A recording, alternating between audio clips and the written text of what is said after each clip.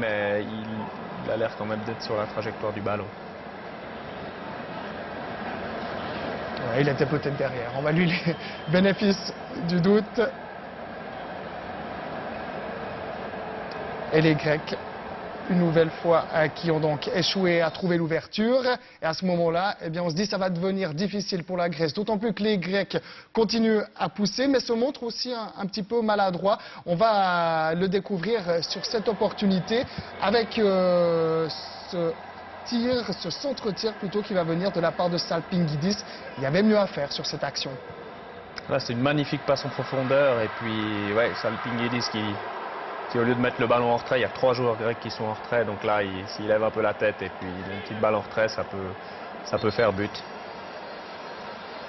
Ça passe au travers toute la défense, mais ça ne termine pas au fond des filets. On jouait à cet instant-là la 87e minute de cette rencontre.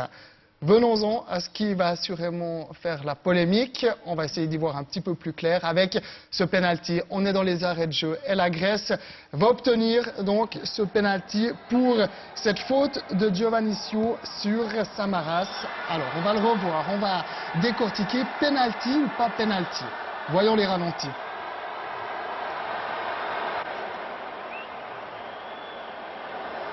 D'après le ralenti, c'est quand même assez clair. Il y a Samaras qui arme sa frappe et puis il y a le pied de Giovannisio. C'est malheureux pour Giovannisio qui venait de Mais est-ce que faire c'est sa Sio rentrée. qui met son pied ou c'est Samaras qui... Il me semble qu'il y a contact quand même Oui, il y a au contact départ. au niveau du pied gauche.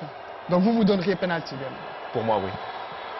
Eh bien, ce penalty, en tout cas, il a été donné et il a permis à Samaras de donner l'avantage à la Grèce 2-0.